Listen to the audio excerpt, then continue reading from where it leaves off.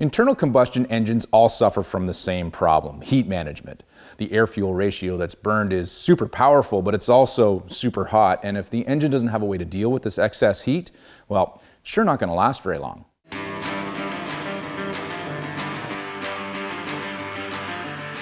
For sleds, we have air-cooled and liquid-cooled engines. Air-cooled or fan engines, often called blow dryers, use air passing over fins on the cylinders and heads to remove the heat. Now the fins are there to increase the surface area of the engine to make this process more efficient, and it works great. Liquid-cooled engines use, well, liquid to remove heat from the engine by circulating it through internal passages in the heads and cylinders with a pump, then out to some external device to cool the liquid before it gets returned to the engine to pull out more heat. Vehicles use this same method of circulating water through the engine to help keep things cool. It's pretty simple. The heat of the motor is picked up by the water, which is brought to the top of the rad. Then it's circulated inside the rad through all the fins. The air passing through the rad is what's cooling everything down. Then the cooler water exits the bottom to enter the engine again to get heated up back to the rad in one big long continuous circle. Now this system works extremely well and can generally stay ahead of the heat of the engine by just moving through the air, say at cruising speeds going down the road. But there's a secondary system at play here for those times when the rad isn't moving fast enough through the air, say when the vehicle's stopped and idling or you're just in heavy traffic.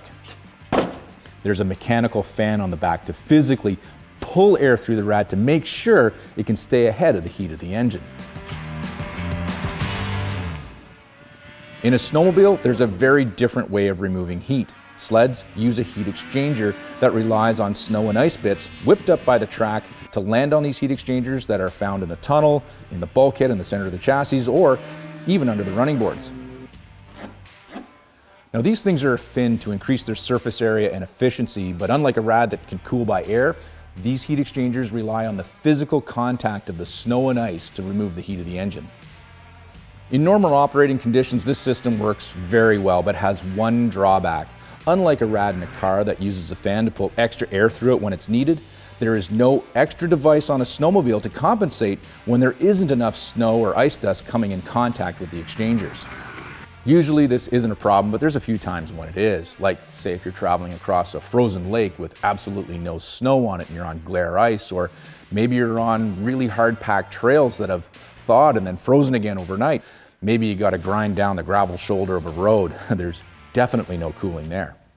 Most sleds have a dummy light or maybe a gauge on the dash to monitor heat and tell you what's going on if you're in less than great cooling conditions.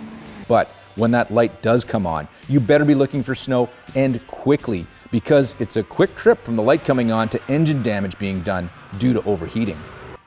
Head gaskets can blow, parts can warp, you can get detonation in the combustion chamber, and if the engine gets hot enough, you can actually seize this thing solid.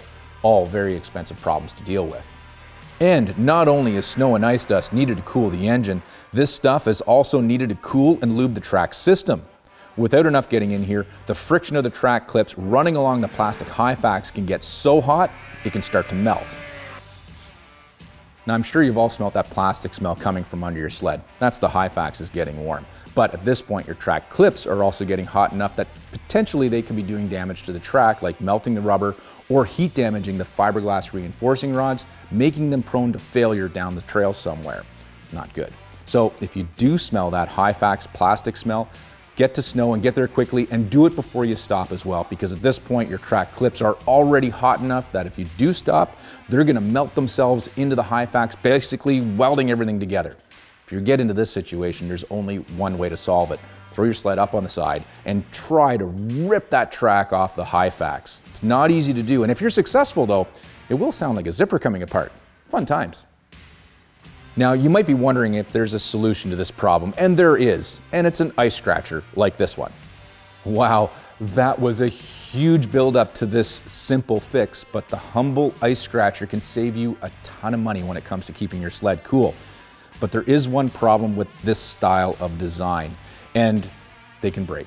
Simply, I've seen them break off because they're vibrating so hard on a high-speed trail, and these things are one direction, forward only. If you forget to clip them back up into your suspension before you reverse your sled, you're definitely going to do damage to the ice scratcher, or you're going to break them off completely. And then I've seen the tang pierce the track, doing damage to it as well. Not good. There is a better mousetrap though, and we found this one from ACS. This design uses stainless steel wire rope to be the spring, and it can also flex enough to deal with going backwards.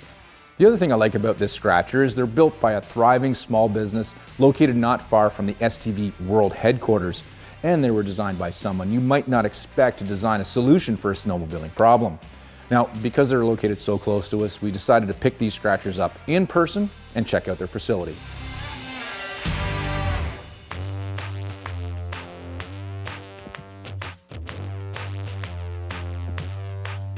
When someone comes at ACS and asks who built the ice scratcher, I tell them I did it. Masuma Murad, you're looking at it right here. Trying to find a way that it doesn't rust, and also, so we thought of a stainless steel, but stainless steel, you can't really weld it with aluminum.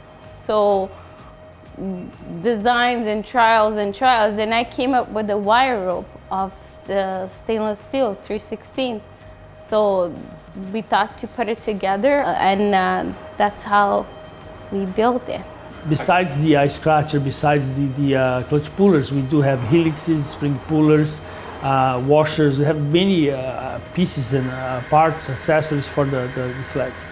The runners, we have runners for all the OEMs, and we have in particular for the skis that are sold separately, and we have all the sorts of models. So we are from the beginner side of it. We use carbides where you can be more careful if you're just starting, or for the aggressive driver we have other types of carbides that we use. So yeah, it's basically for every type of rider and for all the OEMs, any kind of sled we supply.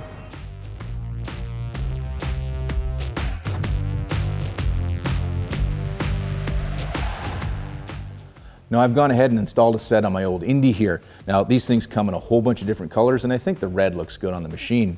Now these are super easy to install, and the instructions are easy to follow as well. These ACS ice scratchers can also be used to replace the spring ones that are found on a lot of sleds right from the factory now. As a whole, more sleds are coming with scratchers these days. You used to pretty much only see scratchers on deep lug sleds to help get snow into the high facts that was being held up by the tall track. But now the manufacturers have figured out that big heat exchangers with a lot of extra water are very heavy, and on the whole, the newer systems are designed to be much smaller and lighter, which means there's not a lot of extra cooling capacity for when conditions aren't necessarily ideal. So it's never been more important to make sure that your heat exchangers are getting enough snow and ice dust on them to keep your sled cool.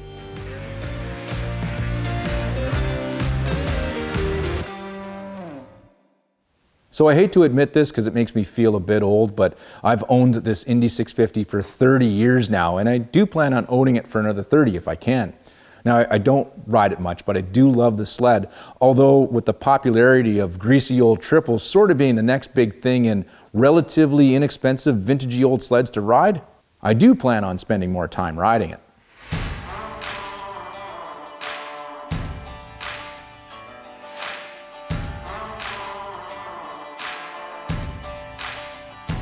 I've already gone and installed a set of ice scratchers to improve the cooling, but there's one other cooling project I want to do to the sled to get it ready to ride, and that's change the coolant in the cooling system.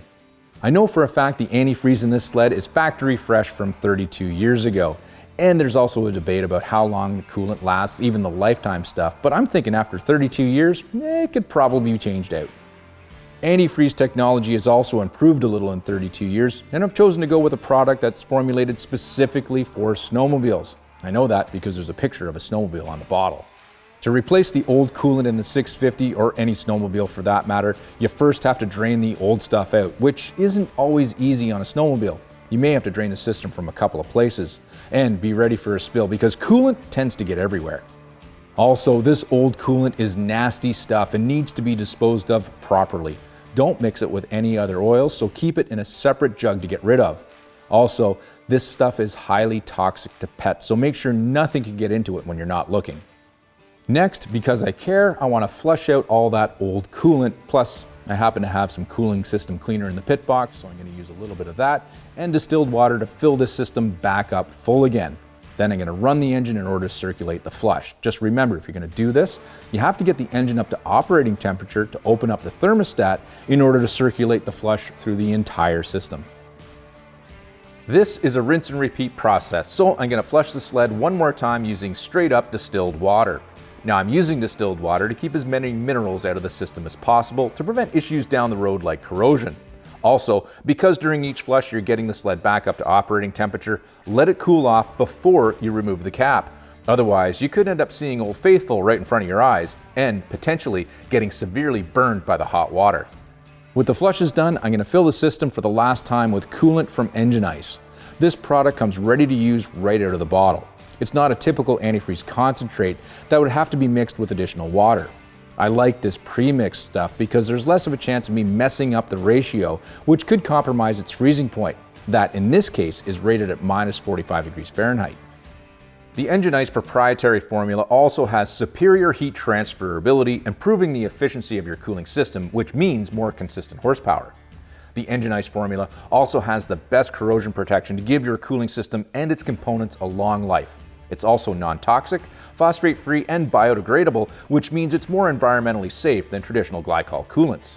Knowing what's going in the old sled is as good as it can be makes me rest a little easier knowing that it's going to be protected properly for when it's running, but that it's also going to be protected from rusting and corrosion for those times that it's not running, say in the off-season.